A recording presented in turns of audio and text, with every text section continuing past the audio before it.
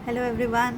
क्योंकि एग्ज़ाम्स आ रहे हैं और आजकल सब बच्चे बहुत टेंशन में हैं, लेकिन कुछ बातें ना मैं आप लोगों से आज ज़रूर करना चाहूँगी। There are the 5 Ds which are very important for our exams. तो इन अगर हम इन्हें ध्यान में रखें ना तो हम बहुत कुछ अचीव कर सकते हैं और गुड मार्क्स अचीव कर सकते हैं। लेकिन इससे पहले ना मैं आपको एक बात बताऊंगी कि कुछ बच्चे क्या करते हैं यूट्यूब में ना वीडियो लगा के कि मैम हमने कल ना ये चैप्टर सुना, मैम हमने कल ये चैप्टर सुना। देखो बहुत सारे स्कूल्स हैं, सबका अपना सिलेबस है, मैम इतने सारे नोट्स देती हैं।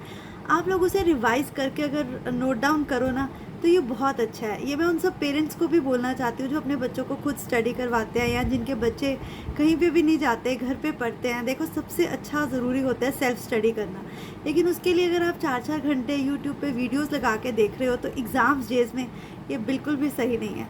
जब चैप्टर चल रहा है तब आप साथ-साथ उसकी वीडियो देखते हो, आप उसके लिए कुछ करते हो तो वो बहुत अच्छी बात है। उससे हमारी बहुत अच्छी प्रैक्टिस हो जाती है।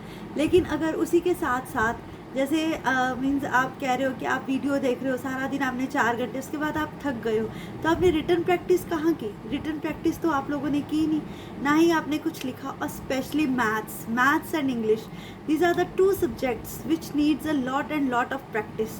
फिर बच्चे क्या होता है एसएसटी और साइंस में तो हम लोग रट्टा लगा लेते हैं, और रट्टे में भी कई क्या बच्चे क्या करते हैं कि इस तरह से काम करते हैं कि अगर पहला वर्ड भूल जाए तो बस क्वेश्चन ख़त्म। तो मैं सबको यही बोलती हूँ कि आप लोग अच्छी तरह से थॉरो चैप्टर रिवाइज़ करो, अपने नोट्स रिवाइज़ करो जो आपकी टीचर्स ने दिए हैं। बिकॉज स्कूल में हर टीचर को होता है कि मेरे बच्चा अच्छा मार्क्स लाए, और सब बहुत मेहनत करवाते हैं। और कई स्कूल्स में तो प्रॉपर टेक होम्स होते हैं, रिविजन्स होती हैं। तो आप उन चीज़ों को प्लीज़ ज़रूर ध्यान में रखो और साथ साथ में रिवीजन करो। और रिटन प्रैक्टिस, चाहे वो एसएसटी है, कोई स्पेलिंग्स में वीक है, कोई थोड़ा सा राइटिंग में वीक है, किसी की मतलब प्रॉपर रिटन प्रैक्टिस नहीं है, कोई अपना पेपर नहीं जल्दी कर सकता, इन चीज़ों पे फोकस करो। अब इसके साथ साथ मैं अपनी बात पे आती हूँ, that there are the 5 Ds which are very very important. इसमें फर्स्ट है इज़ डिसिप्लिन। देखो जब तक आप डिसिप्लिन नहीं लाओगे ना अपनी लाइफ में, नथिंग इज़, कहते हैं ना डिसिप्लिन के बिना पूरी लाइफ हमारी हिल जाती है, अनबैलेंस हो जाती है। उसके साथ है डेडिकेशन। जितना डेडिकेशन, जितना फोकस आप अपनी स्टडीज़ पे दोगे ना, उतने अच्छे आप रिज़ल्ट डालोगे। वो कहते हैं ना जैसे जितना घी डालोगे, जितना मीठा डालोगे, उतनी चीज़ अच्छी होगी। बस इसी तरह पढ़ाई में भी है। अब मेरी ये बात बच्चों को बहुत अच्छी तरह से समझ आ गई होगी।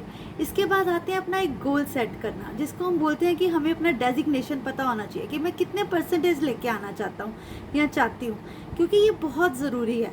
और सच में अगर आप 70% सोच के चलोगे ना तो आप 70 की जगह 60 लाओगे। बट आप 100 आउट ऑफ 100 सोच के चलोगे तो आई थिंक सो कि 100 आउट ऑफ 100 लाने वाले बहुत हैं।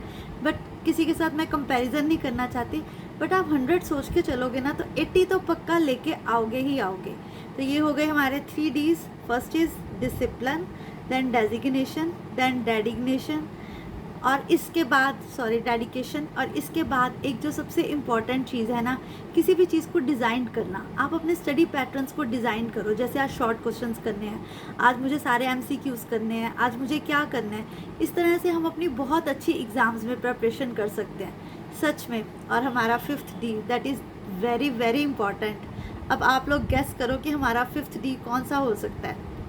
ये मैं आपको बताती हूँ लास्ट में, लेकिन एक बात मैं आप लोगों को ये बहुत अच्छी तरह से बता दूँ कि एग्ज़ाम्स में पढ़ने के साथ साथ फोकस करना, हमारे को अपने लिए थोड़ा टाइम देना, थोड़ा सा रेस्ट करना, ये चीज़ें भी बहुत ज़रूरी हैं।